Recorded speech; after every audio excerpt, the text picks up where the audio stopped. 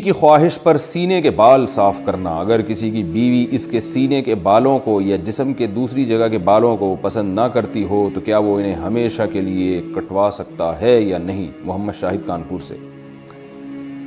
مرد جو ہے نا، سینے کے بال یا کہیں اور جسم میں جو ٹانگوں واگوں کے بال ہوتے ہیں، یہ تو مردوں کے ہوتے ہی ہیں، اور ہم نے کبھی نہیں دیکھا صدیوں تک مردوں نے ان کو کاٹنے کی کوشش کی، اور کبھی بھی نہیں۔ اب مردوں میں رواج چل پڑا ان بالوں کو کاٹنے کا۔ تو اس کی زیادہ تر وجوہات تو ہوتی ہیں جو جن میں نسوانیت ہوتی ہے نا، وہ یہ بالوں کو کاٹتے ہیں، ورنہ مرد تو نہیں کاٹتے یہ بال، تو ہمیشہ سے رکھتے ہی آئے ہیں۔ جو اللہ نے قدرتی طور پہ مردوں کو سینے پہ بال دیے ہیں یا ٹانگوں پہ بال دیے ہیں، تو وہ خواتین کی طرح وہ بھی شروع ہو گئے ہیں آج کل بالوں کو صاف کرنا۔ تو پتہ نہیں کیا مقصد ہے ان کا۔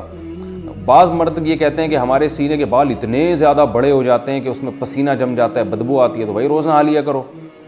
لیکن بہرحال ان بالوں کے کاٹنے یا نہ کاٹنے کے بارے میں ہمارے پاس شریعت میں کوئی واضح حدیث یا قرآن کی آیت موجود نہیں ہے۔ اتنی بات ہے کہ تغییر خلق اللہ کی تخلیق کو بگاڑنا یہ حرام ہے۔ تو کوئی مرد اگر نسوانیت کے لیے، عورت بننے کے لیے، کہ میں لیڈیز تھوڑا ذرا سا ایسا چمکتا ہوا نظر آؤں،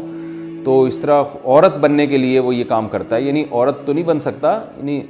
عورتوں کی تو نیت یہ ہوتی ہے نا کہ جو ہے وہ خوبصورت بننا، تو مرد اگر یہ کام خوبصورتی کے لیے کر رہا ہے کہ میں دیکھنے میں عورت جیسا نظر آؤں، خوبصورتی سے مراد نسوانیت والی خوبصورتی، تو پھر تو یہ بالکل حرام ہے۔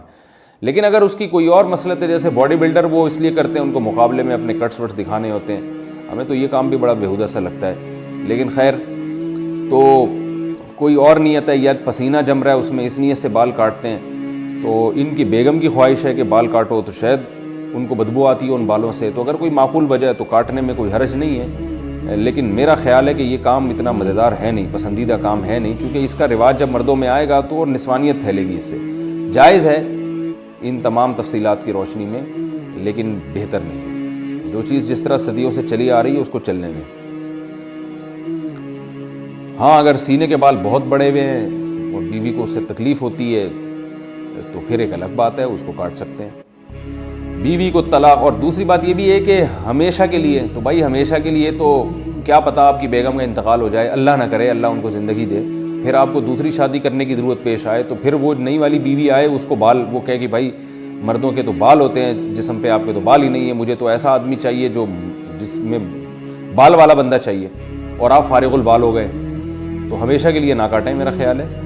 اس کو جو ہے وہ ایک آپشن رکھیں۔ اب آپ کی بیگم کہیں گی کہ کیا میں مر جاؤں گی، آپ نے یہ سمجھا ہوا ہے کہ میں مر جاؤں گی، تو آپ بتائیں کہ جو ہے مجھے امید ہے تم نہیں مرو گی، لیکن جیسے میں بھی تو مر سکتا ہوں نا، تو تم بیوہ ہو سکتی ہو، تو ایسا الٹا بھی تو ہو سکتا ہے نا۔ تو آپ ان سے کہیں کہ 50% میرے مرنے کے امکان ہے، 50% تمہارے مرنے کے، بلکہ اور احتیاط میں یوں کہیں کہ بیگم 75% میرے مرنے کے امکان ہے، کیونکہ میں نے زیادہ تر عورتیں بیوہ ہوتے دیکھی ہیں، مردوں کی بیویاں